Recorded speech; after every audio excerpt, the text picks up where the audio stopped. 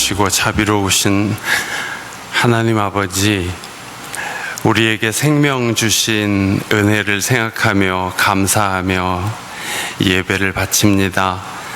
이 시간 우리 마음이 주님을 향하며 주님의 은혜와 사랑을 바라봅니다. 저희가 오늘은 한 자리에 모이지 못하고 넓은 곳에 흩어져서 예배를 드립니다만, 주님은 우리의 형편을 아시고 자비와 사랑과 평화와 진리를 선물로 내려주실 줄 믿습니다. 우리 예배가 오직 주님께 영광을 바치기 원합니다. 모든 영광을 주님 받으시옵소서. 우리 주 예수 그리스도의 이름으로 기도하나이다. 아멘. 찬송가 32장 같이 부릅시다.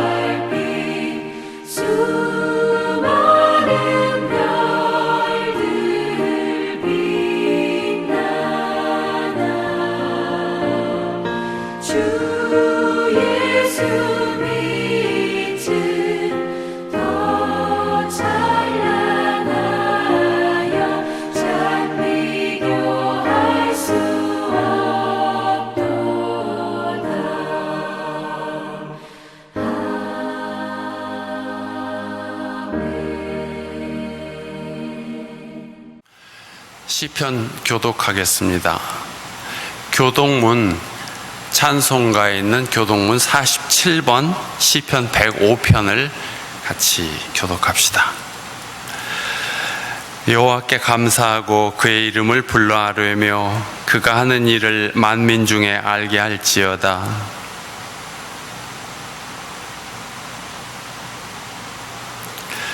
그의 거룩한 이름을 자랑하라. 여호와를 구하는 자들은 마음이 즐거울지로다.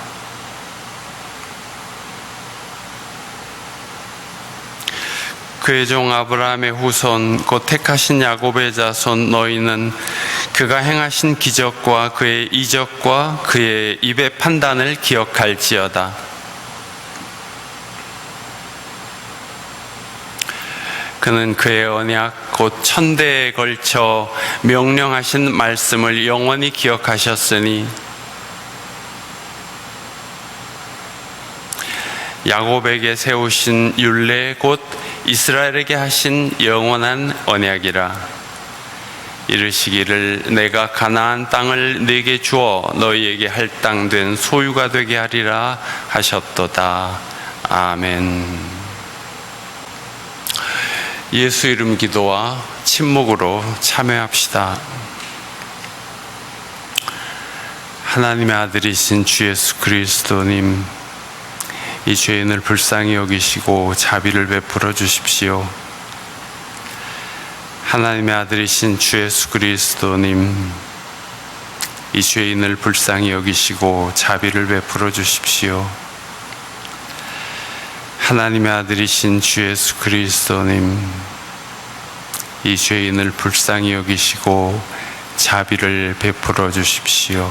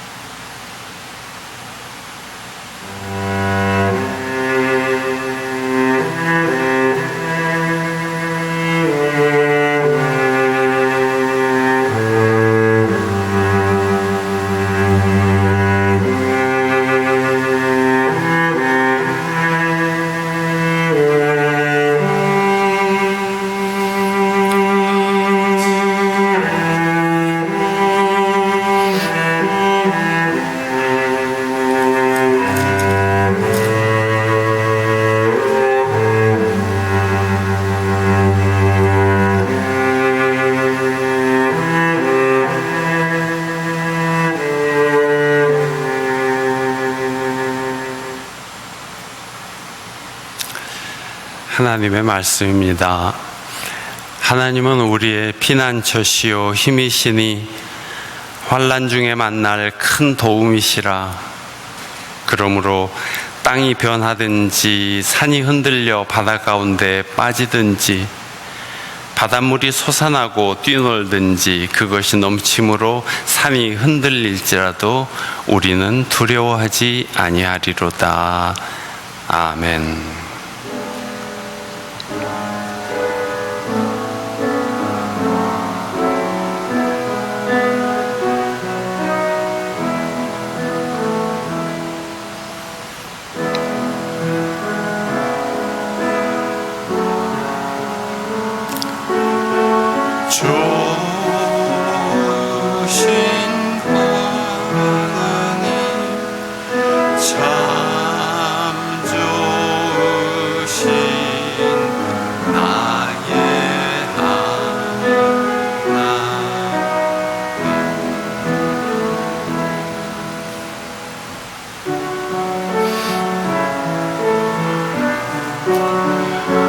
봉헌합시다.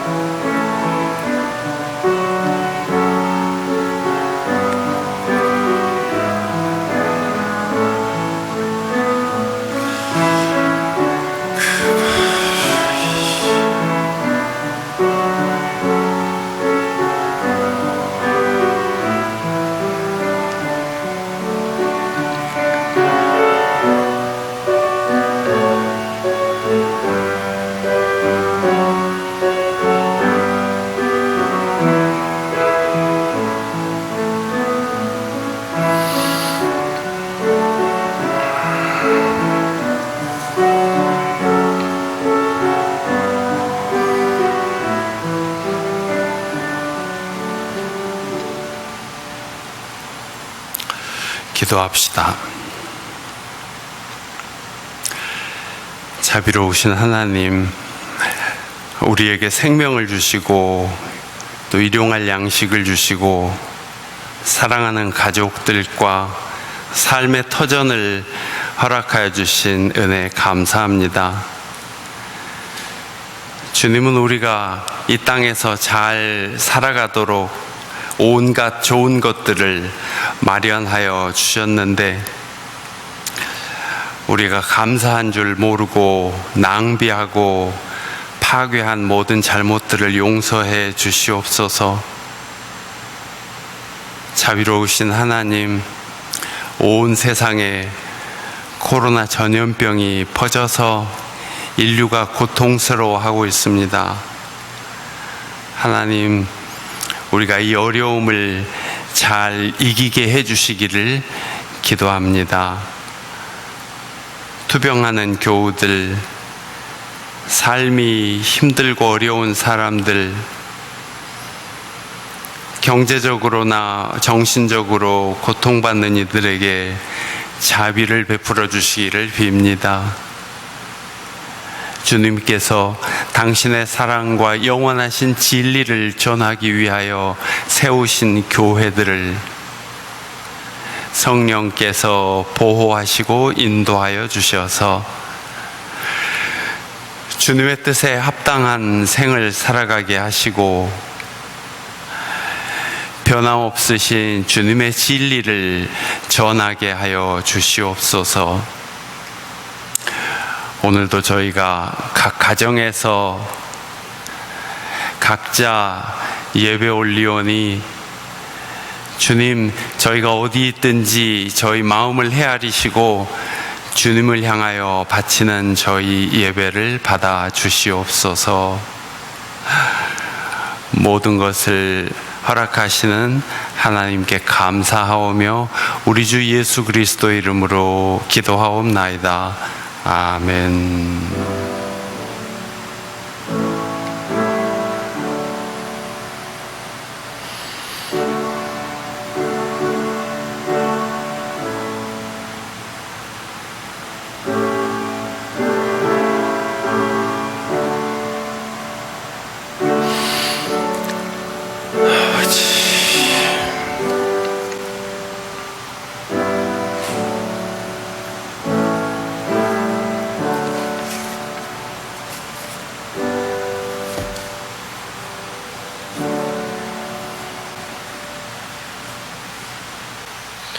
오늘 우리에게 주시는 하나님의 말씀을 함께 봉독합시다. 처음 봉독할 말씀은 출애굽기 3장 7절에서 14절에 기록된 말씀입니다. 출애굽기 3장 7절에서 14절에 기록된 하나님의 말씀. 주님께서 다시 말씀하셨다. 나는 이집트에 있는 나의 백성이 고통받는 것을 똑똑히 보았고 또 억압 때문에 괴로워서 부르짖는 소리를 들었다. 그러므로 나는 그들의 고난을 분명히 안다. 이제 내가 내려가서 이집트 사람의 손아귀에서 그들을 구하여 이 땅으로부터 저 아름답고 넓은 땅, 젖과 꿀이 흐르는 땅, 곧 가나안 사람과 헷 사람과 아모리 사람과 브리스 사람과 히위 사람과 여부스 사람이 사는 곳으로 데려가려고 한다. 지금도 이스라엘 자손이 부르짖는 소리가 나에게 들린다. 이집트 사람들이 그들을 학대하는 것도 보인다. 이제 나는 너를 바로에게 보내어 나의 백성 이스라엘 자손을 이집트에서 이끌어 내게 하겠다. 모세가 하나님께 아뢰었다. 제가 무엇이라고 감히 바로에게 가서 이스라엘 자손을 이집트에서 이끌어 내겠습니까? 하나님이 대답하셨다. 내가 너와 함께 있겠다. 내가 이 백성을 이집트에서 이끌어낸 다음에 너희가 이 산 위에서 하나님을 예배하게 될 때에 그것이 바로 내가 너를 보냈다는 증표가 될 것이다. 모세가 하나님께 아뢰었다. 제가 이스라엘 자손에게 가서 너희 조상의 하나님께 나를 너희에게 보내셨다 하고 말하면 그들이 저에게 그의 이름이 무엇이냐 하고 물을 터인데 제가 그들에게 무엇이라고 대답해야 합니까? 하나님이 모세에게 대답하셨다. 나는 곧 나다. 너는 이스라엘의 자손에게 이르기를 나라고 하는 분이 너를 그들에게 보냈다고 하여라. 이는 하나님의 말씀입니다. 아멘.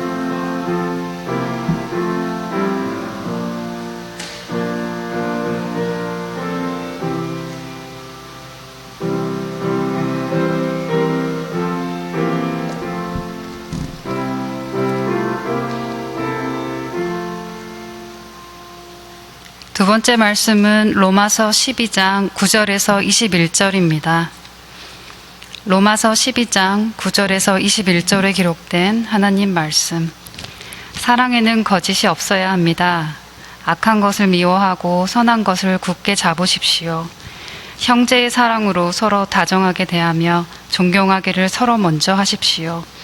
열심을 내어서 부지런히 일하며 성령으로 뜨거워진 마음을 가지고 주님을 섬기십시오.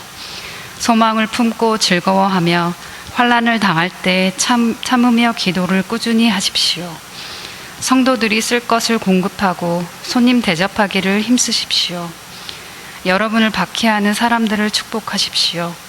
축복을 하고 저주를 하지 마십시오. 기뻐하는 사람들과 함께 기뻐하고 우는 사람들과 함께 우십시오. 서로 한 마음이 되고 교만한 마음을 품지 말고 비천한 사람들과 함께 사귀고 스스로 지혜가 있는 채 하지 마십시오. 아무에게도 악을 악으로 갚지 말고 모든 사람이 선하다고 생각하는 일을 하려고 애쓰십시오. 여러분 쪽에서 할 수 있는 대로 모든 사람과 더불어 화평하게 지내십시오. 사랑하는 여러분, 여러분은 스스로 원수를 갚지 말고 그 일은 하나님의 진노하심에 맡기십시오. 성경에도 기록하기를 원수 갚는 것은 내가 할 일이니 내가 갚겠다고 주님께서 말씀하신다 하였습니다. 내 원수가 줄이거든 먹을 것을 주고 그가 목말라 하거든 마실 것을 주어라. 그렇게 하는 것은 내가 그의 머리 위에다가 숯불을 쌓는 셈이 될 것이다 하였습니다. 악에게 지지 말고 선으로 악을 이기십시오. 이는 하나님의 말씀입니다.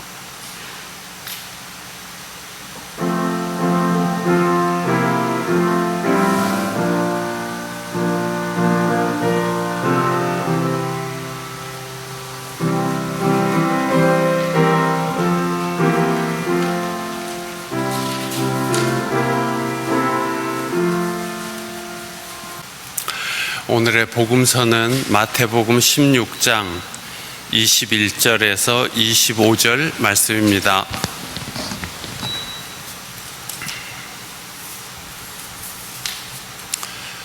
마태복음 16장 21절에서 25절에 기록된 하나님의 말씀. 그때부터 예수께서는 자기가 반드시 예루살렘에 올라가야 하며 장로들과 대제사장들과 율법학자들에게 많은 고난을 받고 죽임을 당해야 하며 사흘째 되는 날에 살아나야 한다는 것을 제자들에게 밝히기 시작하셨다. 이에 베드로가 예수를 따로 붙들고 주님, 안 됩니다. 절대로 이런 일이 주님께 일어나서는 안 됩니다 하고 말하면서 예수께 대들었다. 그러나 예수께서는 돌아서서 베드로에게 말씀하셨다. 사탄아, 내 뒤로 물러가라. 넌 나에게 걸림돌이다. 너는 하나님의 일을 생각하지 않고 사람의 일만 생각하는구나. 그때 예수께서는 제자들에게 말씀하셨다. 누구든지 나를 따라오려거든 자기를 부인하고 제 십자가를 지고 나를 따라오너라. 누구든지 자기 목숨을 구하고자 하는 사람은 잃을 것이요 나 때문에 자기 목숨을 잃는 사람은 찾을 것이다. 이는 하나님의 말씀입니다.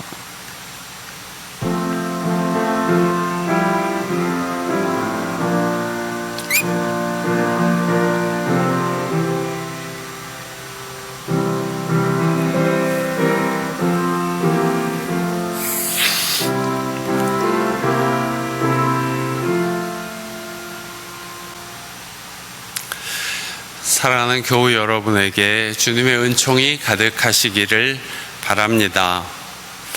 다음 주일은 9월 창조절이 시작되는 때라서 오늘은 성령절 마지막 주일이네요. 함께 모이지 못하고 각자의 자리에서 주일 예배를 드리는 우리에게 주님의 영이 임하셔서 평화와 용기와 희망을 주시기를 바랍니다.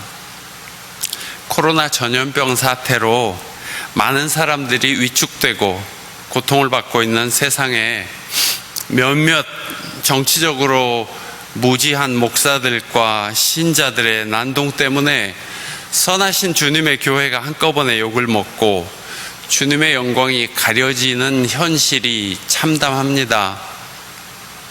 사람들이 정치, 경제, 문화에 대한 생각과 입장은 다 다를 것이기 때문에 전에는 그냥 그러려니 하고 살았는데 요새는 그 폐해가 심각해서 뭔가 입장을 분명히 하지 않으면 안 되겠다는 생각을 합니다.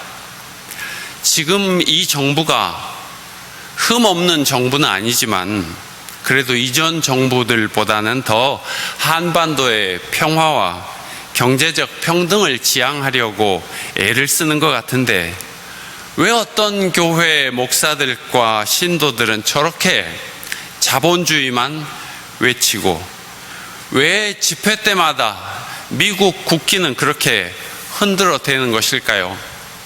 그 사람들의 신앙에는 평화와 평등이라는 가치는 없는 것일까요?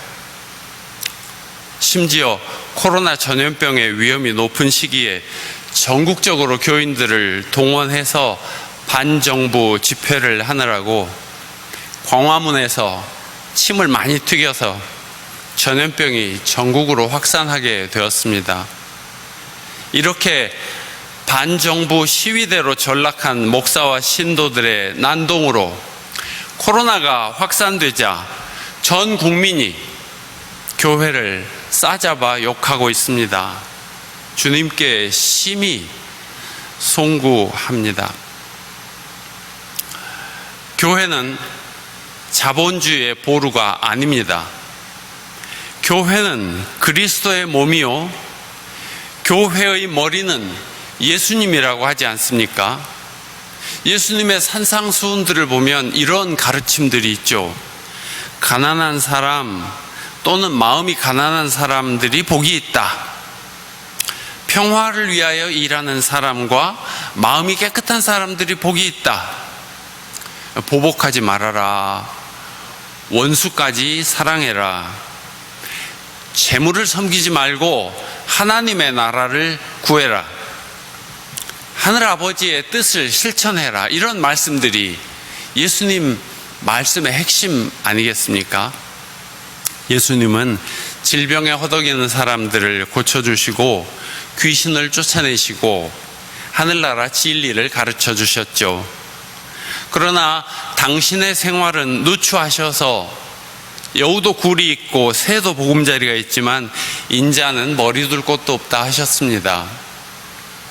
예수님의 사역은 세상에 가난하고 병들고 버림받은 사람들을 세워주시는 일이었습니다. 그래서 세상의 1% 높은 자들만 잘 사는 것이 아니라 다 함께 사는 세상을 이루라고 하신 것입니다. 평생을 애써도 종살이에서 벗어날 수 없는 사람들을 하나님께서 사랑하신다는 사실을 가르쳐 주셨습니다. 그래서 사실 예수님을 믿는다는 것은 자본을 숭배하는 것과는 병행할 수 없는 일입니다. 한 종이 두 주인을 섬길 수 없듯이 하느님과 재물을 아울러 섬길 수 없다고 예수님은 가르치셨습니다. 예수님을 따르는 길은 봉우리를 낮추고 골짜기는 돋우는 일입니다. 예수를 그리스도로 고백한다는 것은 인간 본성 속에 가득한 욕망을 비우고 그 자리에 예수님을 모신다는 뜻입니다. 그러면 아무것도 가진 것 없었지만 세상 모든 것을 가지셨던 예수님처럼 참된 자유와 기쁨과 힘을 얻고 세상이 주지 못하는 평화를 누리게 되는 것입니다.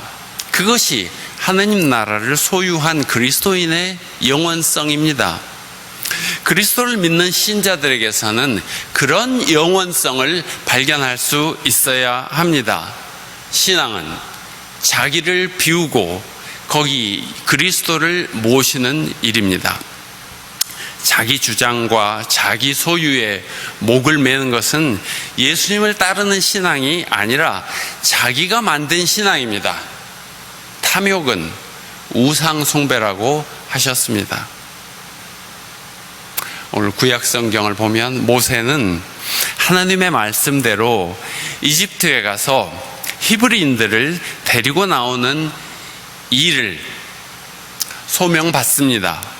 그 일이 쉬운 일이 아니고 엄청 두려운 일이었지만 그는 자기를 부인하고 하나님의 뜻에 따랐습니다. 모세는 그리하여 거룩한 일에 부르심을 받은 것입니다. 예수님께서는 제자들에게 누구든지 나를 따라오려거든 자기를 부인하고 제 십자가를 지고 따라야 한다 말씀하셨습니다. 예수님을 따르는 일은 자기를 부인하고 제 십자가를 져야 하는 일입니다. 자기 생각이나 형편을 떠나야 예수님의 부르심에 응하여 거룩한 사역을 하게 됩니다. 바울 사도는 로마서 12장에서 악한 것을 미워하고 선한 것을 굳게 잡으라고 하셨습니다. 악을 악으로 갚지 말고 모든 사람이 선하다고 생각하는 일을 하려고 애쓰라고 하셨고, 또 모든 사람들과 화평하게 지내라고 하셨습니다. 그리스도인들이 마음에 늘 새기고 살아야 할 말씀입니다. 악을 멀리하고 선을 행하며 사는 것이 거룩하신 주님의 뜻을 따르는 일입니다. 코로나 사태는 끔찍한 일이지만 신앙인이라면 이런 재난도 지혜롭게 대처할 수 있을 것이며, 오히려 이 어둠 속에서 더 빛을 발할 수도 있는 것입니다. 아직은 치료약이 없는 병이라 감염을 차단하기 위해서 방역 당국에서는 마스크를 써라, 손을 씻어라, 사람 많은 곳에 가지 말아라, 이런저런 통제들을 집요하게 합니다. 그래서 어떤 사람들은 짜증을 내고 어떤 사람들은 몰래 도망다니고 코로나 블루라고 우울증 세도 갖게 됩니다. 근데 이번에 부산 샘터교회 안종덕 목사님이 이런 통제들의 의미를 신앙적으로 재미있게 해석한 글이 있어서 겨우 여러분에게도 소개하려고 합니다. 첫째, 마스크를 착용하라는 것은 잠잠하라는 뜻이라고 했습니다. 나쁜 말과 불필요한 말들은 줄이고 남의 말에 귀를 기울이라는 뜻이라는 것입니다. 입을 다물면 사랑스러운 것들의 시선이 머물게 되고 아름다운 소리와 세미한 속삭임이 들려올 것입니다. 둘째로, 손을 자주 씻으라는 것은 마음을 깨끗이 씻으라는 뜻으로 들으라고 합니다. 악한 행실과 죄에서 돌이켜 회개하고 성결하라는 뜻이며, 안과 밖이 깨끗해야 자신도 살고 남도 살 수 있다는 것입니다. 마음의 거울을 닦으면 자신이 보일 것이고 마음의 창을 닦으면 이웃도 보일 것이라고 하십니다. 세 번째로, 사람과 거리 두기를 하라는 것은 자연을 가까이 하라는 뜻이라고 설명합니다. 사람끼리 모여서 서로 다투지 말고 공기와 물과 자연의 생태계를 돌보며 조화롭게 살아가라는 말이라는 것이죠. 네 번째, 대면 예배를 금지하는 것은 언제 어디서나 하나님을 바라보라는 뜻이라고 설명합니다. 위안을 얻거나 사람에 보이려고 예배당에 가지 말고 천지 어디에나 계시는 하나님을 예배하라는 것입니다. 하나님을 대면할수록 우리는 그의 나라와 그의 뜻에 가까이 이르게 될 것입니다. 마지막으로, 집합을 금하는 것은 소외된 자들과 함께 하라는 뜻이라고 해석하셨습니다. 모여서 선동하거나 힘자랑하지 말고 사람이 그리운 이들의 벗이 되라는 뜻이라는 말입니다. 우는 자들과 함께 울고 외로이 무거운 짐을 지고 가는 이들의 짐을 나누어지면 세상은 더 포근해질 것이라는 말입니다. 이런 내용의 글이었습니다. 우리가 실제로 이렇게만 하면 전염병의 위험에 위축되기보다는 이걸 지혜롭게 극복하면서 역경을 딛고 오히려 영적으로는 더 성장하게 될 것 같습니다. 코로나19 사태로 많은 사람들이 기쁨과 즐거움을 잃고 힘들어하는데, 그래도 교우 여러분은 각자의 형편 안에서 힘을 내고 기쁨과 감사함을 찾아가시기를 축원합니다. 오늘의 말씀을 묵상하며 기도합시다.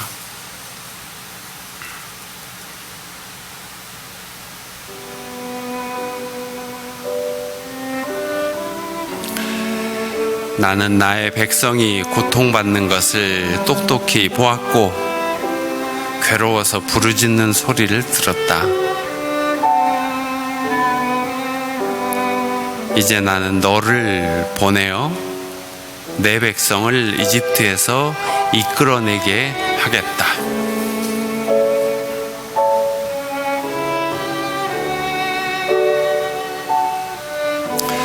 악한 것을 미워하고 선한 것을 굳게 잡으십시오. 소망을 품고 즐거워하며 환난을 당할 때 참으며 기도를 꾸준히 하십시오.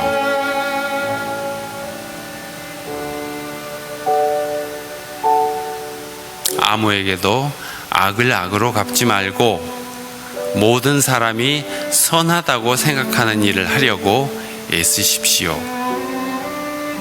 그리고 할 수 있는 대로 모든 사람과 더불어 화평하게 지내십시오.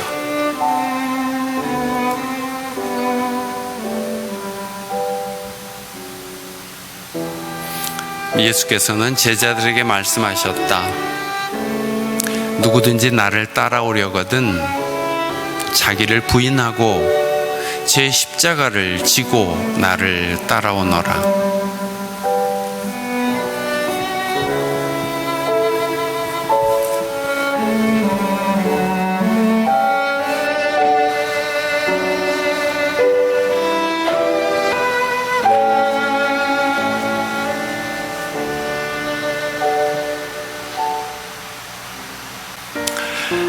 찬송가 459장을 함께 부릅시다.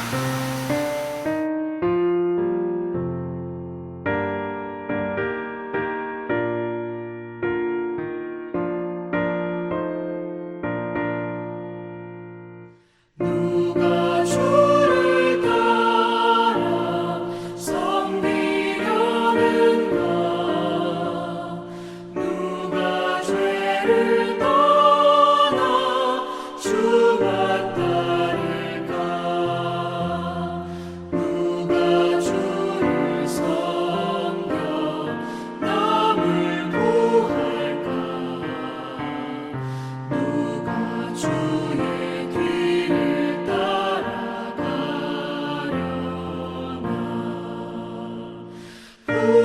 부르심을 받아 주의 은혜로 주를 따라가네. 주만 따르네. 세상 영광 위에 나름 아니요 크신 사랑이네. 주만 따르고 주가 내려주신 은혜 힘입어 주의 뒤를 따라 힘써 일하네. 부르심을 받아 주의 은혜로 주를 따라가네. 주만 따르네. 환난 비방 많고 원수가 많아 주의 용사도 힘이 강하니 누가 능히 이겨 넘어뜨리랴. 변함없는 진리 승리하리라.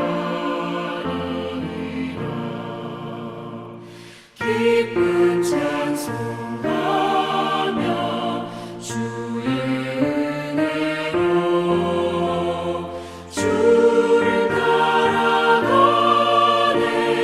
주만 따르네.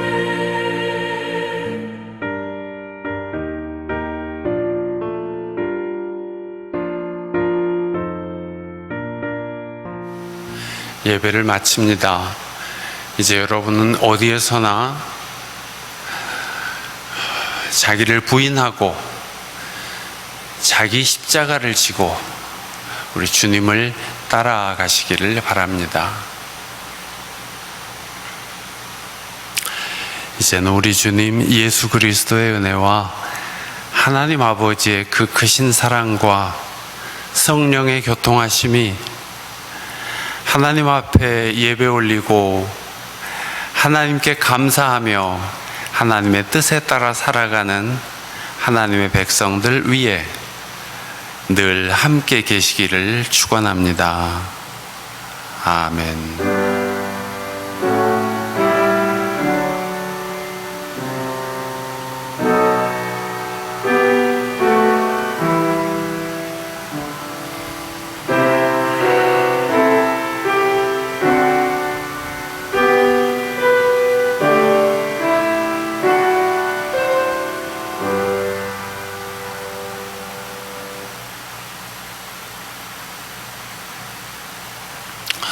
지난 월요일에 우리 기장총회에서